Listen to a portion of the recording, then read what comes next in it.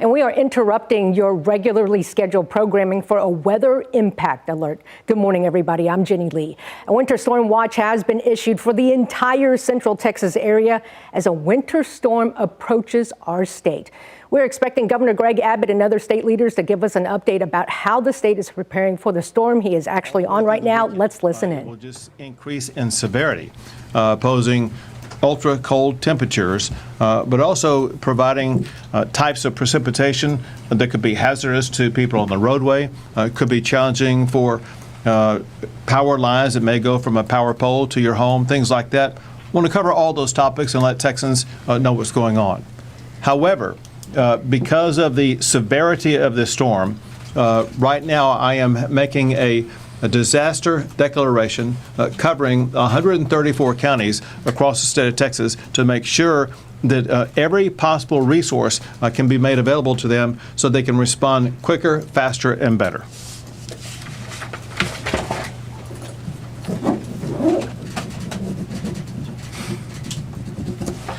And the list of those 134 counties, I'm not going to read off to you right now, but they will be available to the press here shortly, and every county will know about it.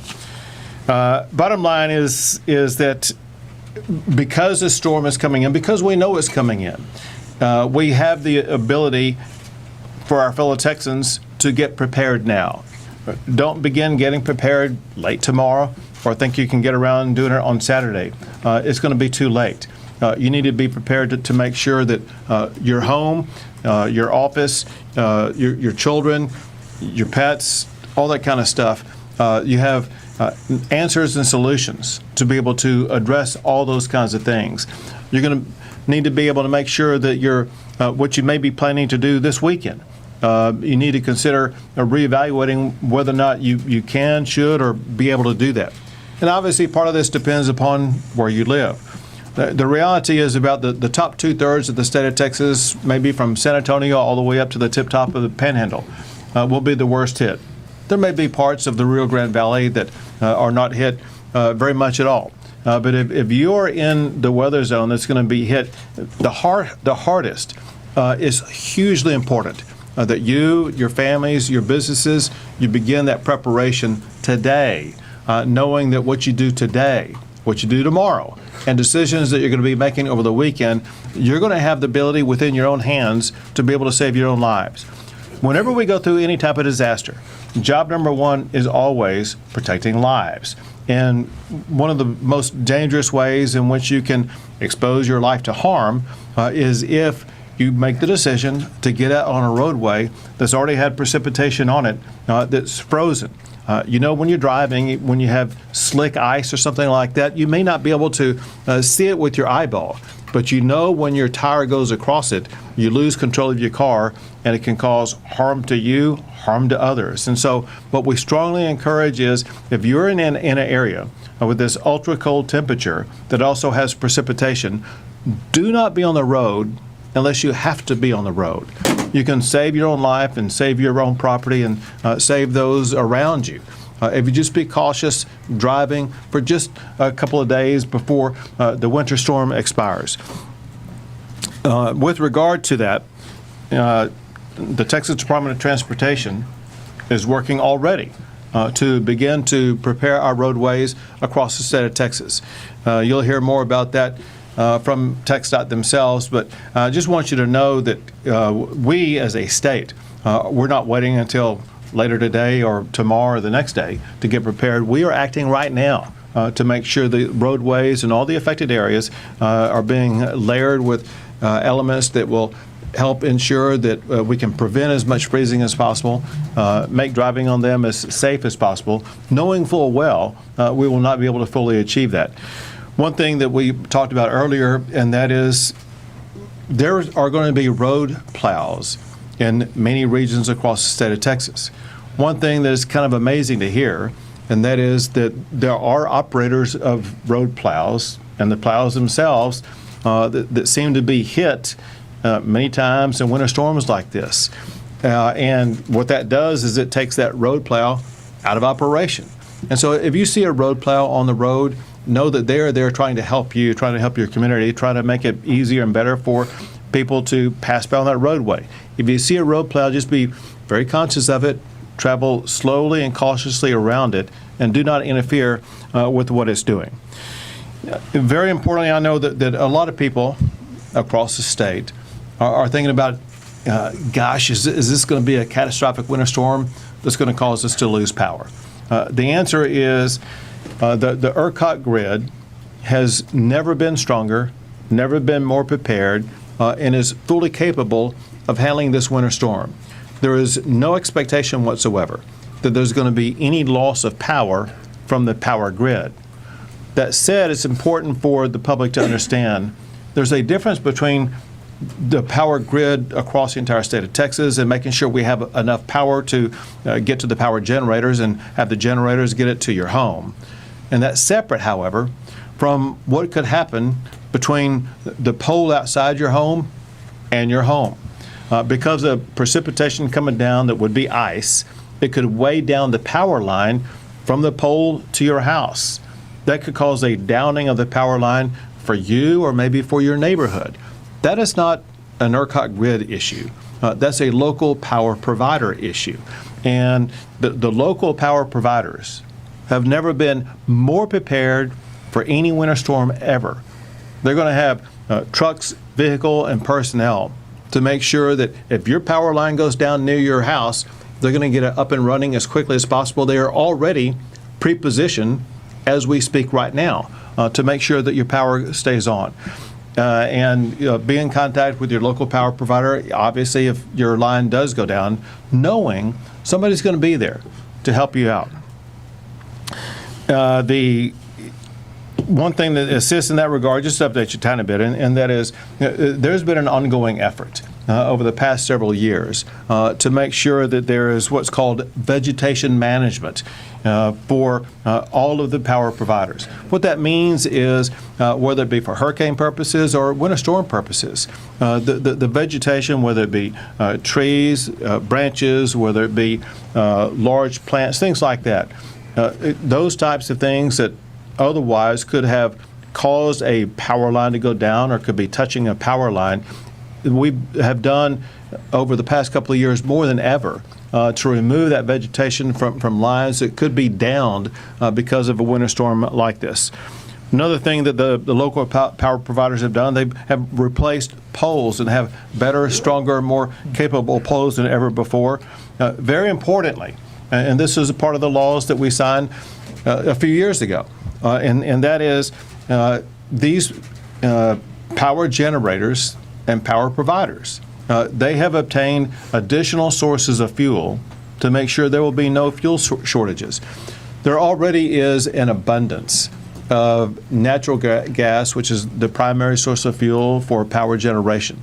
And because of requirements by the state, but also because of readiness by these power generators.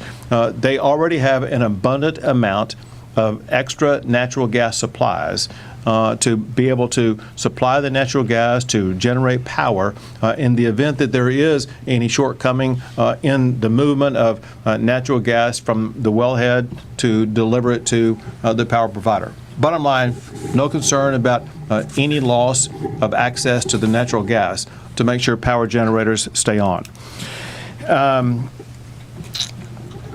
In ERCOT, I'm going to let Pablo Vegas talk to you more about what the status of ERCOT is and what's going to happen. Going back to what I just said and talking to Railroad Commission leaders, I say, listen, there's ample gas storage to be able to meet all the needs for this winter storm, and there's really no concern about the natural gas supply. The Texas Department of Public Safety already has extra crews to respond across the entire state, and they will be expanding those crews. They'll be doing several things. One, unfortunately, there will be some people on the roadway that wind up sliding off into a ditch or getting involved in accidents, things like that. DPS will have added personnel to make sure they're going to be able to respond more quickly to those types of accidents, rescue and help those who have been involved in those accidents. But also sometimes in winter storms like this, there may be people out walking or in some other capacity where they get stranded. And whether it be the Texas Department of Public Safety or the Texas National Guard, we're going to have personnel out there to rescue people in any type of situation they get into where they need to be rescued from, and be able to take them either to warming centers, back to the house, or to a hospital, whatever the situation calls for. And in that regard, also, the National Guard is deployed in key areas across the state, especially focused on both the stranded motorists, but also on delivering water and food to those who need it. When we see what may arise here in the coming days, it may be difficult for some people to access needed water and food. for situations like that, the National Guard will be assisting. And as Chief Kidd will talk more about, listen, we're going to have warming centers across the entire state of Texas that can help with regard to water, food, resources, even the ability to stay in a warming center for a day or two as we make our way through this storm. We have an outstanding team that is already prepared, already responding to make sure that even though we're going to go through a harsh winter storm, we're going to make it through this process. And the goal is to make it through with no life lost. Next, I want to pass it off to Mark Williams of the Texas Department of Transportation. Thank you, Governor, and thank you for your important safety messages for roadway driving. This is a familiar but a critical time for the Texas Department of Transportation, along with Texans around the state. Over the past couple of days, TxDOT has been preparing and maintaining a state of readiness for the response to this incoming winter weather. We've been treating roads and preparing our personnel and equipment for the days ahead. We expect to have at peak operations over the next couple of days about 5,000 personnel out working the state, along with hundreds of vehicles and equipment. We also rely and have been working to reposition our own crews around the state, moving crews from South Texas and some of our regional crews to areas of the state where we expect the conditions to be most severely impacted. And we also work with our partner state agencies and contract personnel to have additional equipment and personnel at the ready. Very importantly, to underscore some of the points that Governor, you made with respect to the message for Texans. First of all, roads will be dangerous, so staying off the roads is always the safest option. Importantly as well, any amount of ice is a dangerous amount of ice. Any amount of frozen precipitation on our roads is a dangerous amount of frozen precipitation, even with our efforts to pre-treat roads and be prepared to help respond in those instances. We encourage drivers to know before you go. Be aware of what the travel conditions are going to be like, especially if you might be traveling out of your local area. If you have to travel, you might be changing, as we've talked about. The weather conditions across the state are going to change dramatically, so know before you go. DriveTexas.org is a great spot, great site that we maintain where we post road conditions. If travel is necessary, drivers should expect dangerous conditions. We ask drivers to slow down, increase following distance, brake slowly. Very importantly, because of the ice, to be aware of falling limbs, downed limbs, and power lines. You need to stay away from those power lines. Very important. Emergency preparedness if you're going to be out on the road, because the road conditions are dangerous. Vehicles should be stocked with fuel, food, water, and blankets in case of long delays due to road closures. Travel can be disrupted, and so motorists need to be prepared for that. And very importantly, again, to underscore a point that Governor Abbott made, is to be aware of our crews that are going to be out on the road, along with crews with our partner agencies and local city and county road departments as well. They're going to all be out responding and trying to do our best to keep these roads safe. We like to get a message out called "Don't crowd the plow." Give our crews and the other crews as much distance as possible to help them be safe and help them keep you safe. Thank you, Governor. Thank you very much. Now the Chair of the Public Utilities Commission, Thomas Gleason. Thank you, Governor Abbott. As the Governor said, we anticipate that the grid is positioned to perform extremely well during these winter weather conditions because of the historic investments made, in large part because of legislation passed by the Texas legislature since 2021 and bills signed into law by Governor Abbott.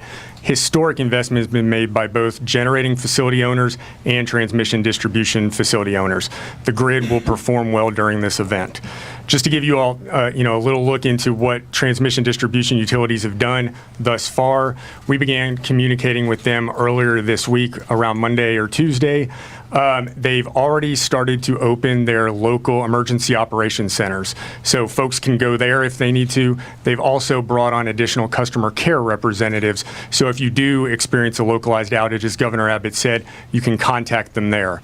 The other things that they've done that are extremely important, if you remember a few years ago, there were issues with outage trackers for all the local utilities. They have updated all those outage trackers, and the PUC has confirmed that all of them are up and running as we speak. And finally, when you think about the big impact of this storm, you're looking at ice and wind. And so that impacts lines and trees. As the governor said, the investment in vegetation management over the last 5 years has been historic. If you look at the map right now, the Dallas-Fort Worth area seems to be impacted the most in the ERCOT region. I spoke to Encore yesterday. Because of a law passed in 2023, House Bill 2555, that was authored by Representative Metcalf and sponsored in the Senate by Senator Schwartner, signed into law in June of 2023. Encore has done vegetation management on an additional 8,000 line miles above and beyond what they would have done absent that law, and replaced almost 20,000 additional distribution poles. So that's just a really good example of the historic investment that's been made because of the action taken by the state. From the generation facility owners, they've done what you would expect them to do. The major thing that they've done is ensure that they have adequate fuel supply. As the governor said, we have a historic amount of gas in our system. There will be adequate gas supply to fuel all of our gas units. We have no concern about gas availability during this event. Additionally, they've put crews throughout the state to ensure if there is any type of freezing that it can be addressed very quickly and responded to. I have no concerns at this point about any issues with our generation fleet. As the governor said, if there are outages, they will be localized. If you need to contact your local utility because you have a localized outage, or if you encounter a down power line, which we would advise never to touch, please go to the PUC Storm Resource page that can be found at puc.texas.gov/storm. That's puc.texas.gov/storm. There you can find all of your local utility contacts as well as an abundance of additional information to help you weather this storm. Thank you, Governor. Thank you. Now the head of ERCOT, Pablo Vegas. Thank you, Governor. So we've been preparing for this storm over the last couple of days as well. Starting a couple days ago, we published an operating condition notice that essentially put the power generators and the transmission operators on notice that outages need to be brought in so that we could have all of the capacity available over this weekend, and all of the transmission facilities would be ready to serve power over the weekend. At this time, we are not anticipating any reliability concerns on the statewide electric grid as a result of this weather event. I'd like to highlight a few of the key improvements that have been made over the last few years since Winter Storm Uri that have been incredibly impactful in helping the state weather through events like these when we've had these over the last few years. We have been doing weatherization program inspections over the last few years, more than 4,000 inspections of power generating facilities and transmission facilities. We actually get people out on the ground at those sites and take a look at the weatherization to make sure that they can withstand extreme cold weather that comes with a weekend like what we're going to see. We actually just put in place this last December a new system called real-time co-optimization plus batteries. This helps us optimize the resources on the grid in real time, moving them between reserves and active energy resources more efficiently and better leveraging the capacity and visibility of how batteries can perform to help support the grid. We also have increased reserve margins that we hold during events like this so that we can call on those backup supplies should we need them. There's more than 30 power generating facilities that have fuel stored on site. If there were to be an interruption of the gas supply, more than 30 power gen facilities can draw on that on-site fuel to keep operating during an event like this. So we're coordinating very closely across the state with all partners, including the Texas Energy Reliability Council. That brings together the gas industry, the electric industry, the Texas Division of Emergency Management, the Public Utility Commission, and we coordinate days in advance of an event like this, making sure that the key supply chains, the access, the critical facilities are known, and we know if there's going to be any risks or issues on the grid and are ready to deal with those before they become a problem. And And I also want to emphasize something that the governor and Thomas both said, which is if there are outages, they're likely to be local because of the ice that is going to be coming in through this event. If you see power lines, stay away from them.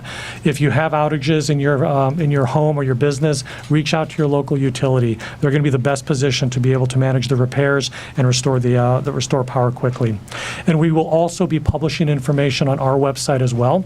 If you go to ERCOT.com, you can get access to dashboards that will show you what is powering the grid and what the conditions are.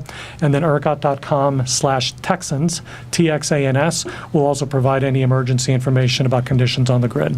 Thank you. Back to Thank you very Governor. much. And now the Chief of the Texas Division of Emergency Management, NIMKIT.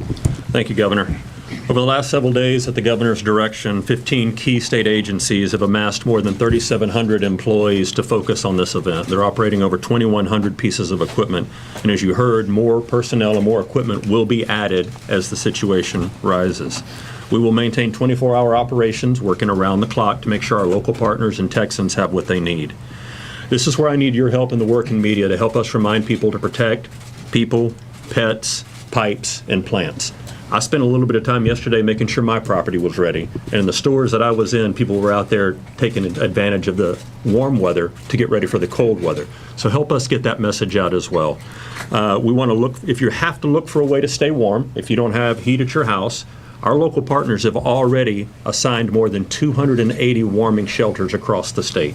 We'll have that list on our website. We ask you to share that as well. Those will open and close, dictated by the locals as needs come. Our state agencies have already prepackaged food, water, cots, and blankets on our military vehicles and with DPS to be able to support stranded motorists and to help support any of these warming centers. And this is really important. People are going to try to use space heaters to stay warm. And I promise you, somebody across Texas is going to put something flammable right up next to their space heater, and it's going to cause a fire. Help us get the message out about space heater safety. And the next is carbon monoxide poisoning. People will start generators. They will try to run their gas-operated appliances to keep warm. We need your help getting that message out to them. You can help us save lives by being aware of carbon monoxide poisoning and not putting things too close to your space heaters. We want all of our families to have a plan, to have a kit, and be ready to go. Governor, your 134 disaster counties in the disaster declaration, we're ready to support them. We will have damage assessment teams ready to go. And listen, we know people are going to get out and try to drive on these roads once they get icy. We all know that. There's a high likelihood somebody's going to slide into a power pole and take a line down. You need to be ready at your home in order to stay warm and have a family communication plan. Governor, we're ready. Thank you very much. We're open for questions. I wanted to ask a little bit about the North Texas roads, given that's where a lot of the storm is supposed to hit. Can y'all tell me a little bit about what has done to repair like the highways, like the public highways as well as the toll roads up in the DFW area, and kind of any kind of collaboration there to make sure these highways are clear? Absolutely. So thank you for that question. The DFW area has been a very significant area of focus for not only the Texas Department of Transportation, but also all of the local agencies and some of the toll road operators that also maintain roadways. So very importantly, we coordinate within those agencies and collaborate on the process for treating those roads. We have been out pre-treating those roadways. We use a brine solution, which is a mix of salt and water that we put down in advance, and it can stay on the roads. And then when the ice begins to form or to fall or snow, it helps to speed up that melting process. It does not, very importantly, keep all of the ice off the roads. It is something that helps to, it's a preventative measure, but not a prohibitive measure. For a lot of the roads in the DFW area, especially some of the toll roads or some of the contraflow lanes, one of the things that we often do and anticipate doing is we will shut those down during these events because, quite frankly, without as many people being on the roads, those aren't as needed. In addition, thanks to some of the legislation that was passed, we've also implemented variable message and variable speed limits on many of those roads. And so we encourage motorists where we do have variable speed limits to pay attention to those speed limits and to adjust their speeds accordingly. there are thousands of Texans who are unhoused.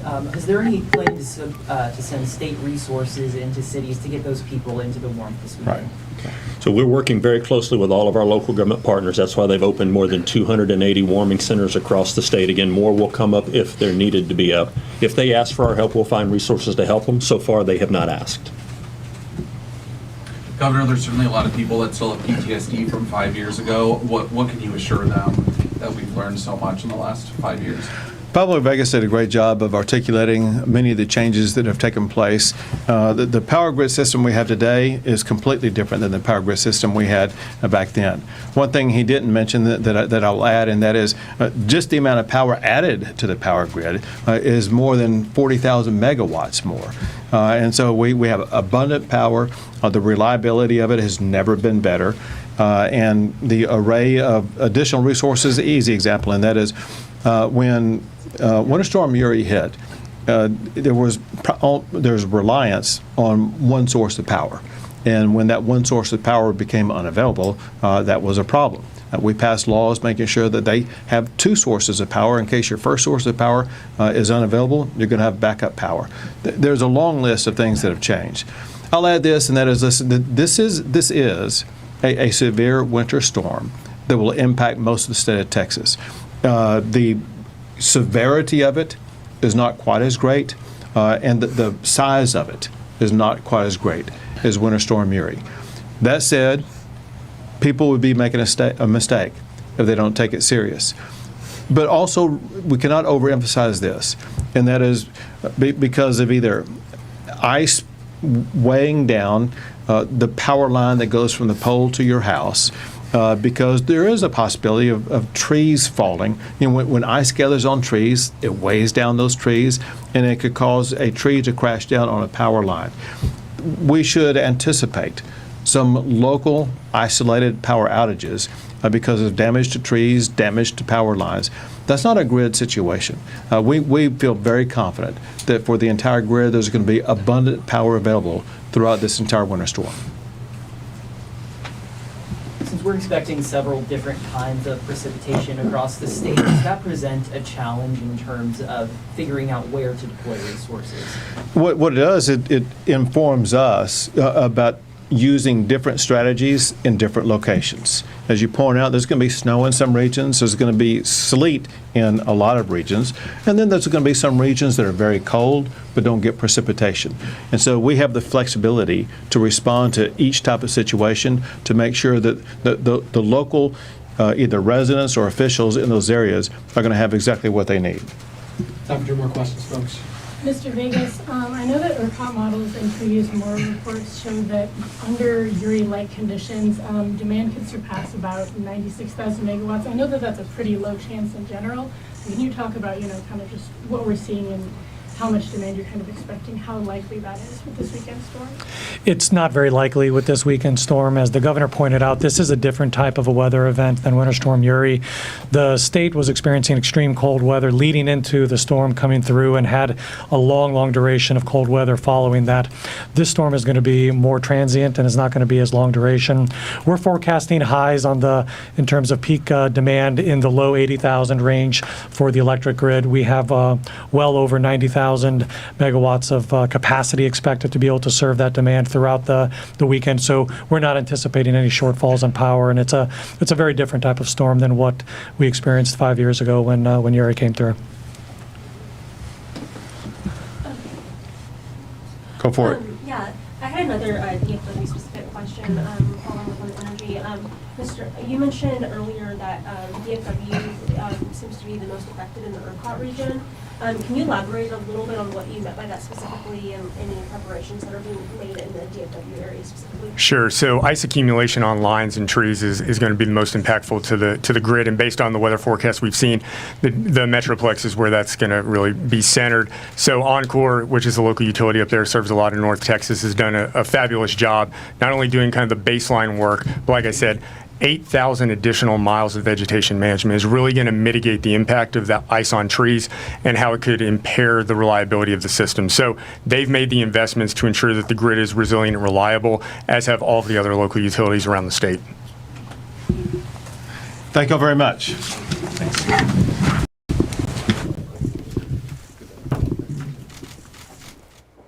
And we have been listening to state leaders discuss how the state is preparing for the winter storm that is coming.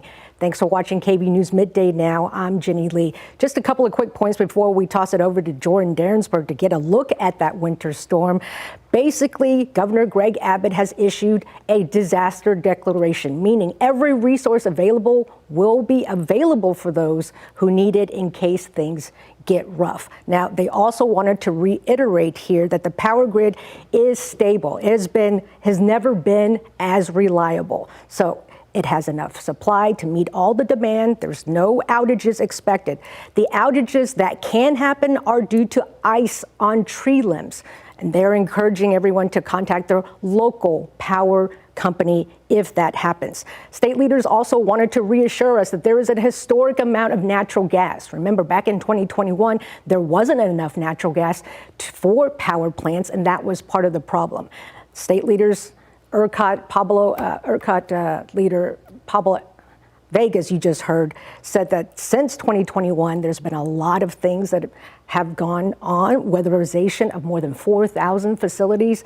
They went to great lengths to reassure the public that there should be no outages due to the state power grid ERCOT there. So, but if there are issues, outages, those are localized from ice that may be too heavy for tree limbs, to please call your local power company, which is Austin Energy for the city of Austin. We also saw TxDOT. They've been treating our roadways since last night with a solution that should prevent ice from forming, but that's not a guarantee that ice won't accumulate. It should help. We'll have much more on a wrap up of what state leaders said, but we do want to get to Jordan Derensburg and see what the update is for that Arctic blast that is moving in. Jordan, that is still projected to come in tomorrow, correct? Yes, it is still projected to make its way in tomorrow, and that is as part of a strong Arctic cold front. It's not going to be till tomorrow night, but it is still going to be making its way through with an upper level disturbance coming in from the Pacific, and it's going to sweep on through. And as a result of that, and it's going to depend on the timing of how cold we actually get, we're going to see that switch to freezing rain and sleet. It's mostly going to be along and west of I-35 based on the latest short-range model data, but no one in Central Texas should let their guard down, especially since all KVU counties are under a winter storm watch. Now, this is standard protocol, and this goes into effect tomorrow afternoon through Saturday night. Most likely what's going to end up happening is our hill country counties are going to be put under a winter storm warning, and some areas along and east of I-35 could either get a freezing rain advisory or maybe even a winter weather advisory as well. So these are things we're going to be watching as well. In addition to that, we have an extreme cold watch for everyone in Central Texas from Saturday evening through Monday a.m. because we're going to have not just that Arctic front, not just going to have possibility of that freezing precipitation, but we're also going to have some dangerously cold temperatures. So you got to remember those 4 Ps. So we have a weather impact alert starting tomorrow night through Monday morning, so through the entire weekend, because of that potential for that freezing rain and sleet, as well as that extended period below freezing. So make sure that you not only remember the 4 Ps, but a good idea would be to just stay home throughout most of the weekend. Now, here's the all-important timing. This is our in-house graph model, and this is early Saturday, seeing some light to moderate rainfall. This is actual regular liquid rainfall because look at these temperatures, upper 30s, low to mid 40s by the time we get to Saturday morning. But then by the time we get to Saturday, getting close to noon, this is where things start to get on the interesting side, because look at this, Georgetown below freezing, Burnett below freezing, which is what our models are printing out. And there is a little bit of that sleet and freezing rain making its way through by Saturday night, according to this latest model data. So Saturday night into early Sunday, that is going to be the key here for the peak timing for some of that freezing rain and that sleet, but then things do clear out by the time we get to Sunday morning. It is going to be breezy as well, and depending on how much of those winds dry up the surfaces, we shouldn't see that much in terms of impact, but honestly, we should be prepared even if a lot of that rain does freeze over overnight, Saturday night. Now, according to our in-house graph model, There could be some pockets of maybe even 1/4 of an inch, especially in the hill country, maybe even isolated higher totals here. But along and east of I-35, I'm thinking we're going to get maybe a light glaze, maybe even 1/10 of an inch of ice accumulation, especially in the coastal plains. For the Austin metro, some areas may get between 1/10 of an inch, probably even 1/4 of an inch, but it's this hill country county, that hill country zone I'm the most concerned about, because there could be pockets that could get to 1/2 an inch of ice accumulation, and that could be the most impactful. Right now, though, we are looking at temperatures in the mid-50s, getting to the lower 60s. Quick update of our allergy count. We have cedar slightly higher than this morning at 539 grains per cubic meter. Mold also in the high with elevated levels of alternaria. Pine still in the low. You can find that each and every day on KVUE.com and the KVUE app. But of course, Friday night, early Saturday, as well as all the way through Monday morning, because we're expecting the coldest air of the season for Sunday and Monday mornings. That is going to be our weather impact alert for not only the extreme cold, but obviously and most importantly, that sleet, that freezing rain. And we're going to continue to track that throughout the course of these next several days and on through the weekend right here on KVUE. And we'll do a live stream if there are any changes to how much freezing rain we might see. Jordan and the entire weather team monitoring the severe storm for us. Thank you so much. Now, TxDOT crews continue pre-treating major roads in Austin this morning as wintry weather is expected in the coming days. TxDOT started spraying roads with a saltwater solution last night. That helps prevent ice from forming and building up, but it's not a guarantee. Officials recommend keeping about 200 feet away from their trucks. Crews are treating the main highways, especially those on-ramps. State officials are asking the public to avoid getting on the road if at all possible. But if you have to drive, make sure your car is ready with emergency supplies. Wear your seatbelts, don't speed, and don't tailgate other cars. Austin Energy is also closely monitoring weather conditions. Their response depends on how much, if any, winter precipitation actually falls. Austin Energy spokesman Matt Mitchell says a lot of the work right now is preparation. They're making sure they're stocked with supplies, going over schedules, and putting crews on standby. We've got over 400 square miles in Austin Energy service territory, Mark, so we've got a lot to consider and a lot to cover. But certainly as we get closer to that winter weather event, we see what that accumulation might be. That helps us just kind of train in, hone in even more so on our response. Mitchell says the city has made great strides in communication since the winter storms in 2021 and 2023. Austin's medically vulnerable registry has grown to more than 1,000 people. That list allows Austin Energy to prioritize people who depend on life-saving equipment and making sure the planning is in place to keep medical equipment running. 2023's localized power outages in Austin had a lot to do with overgrown tree canopies taking down power lines. So please call Austin Energy if you're concerned about tree limbs near power lines on your property. The utility will send someone to assess it.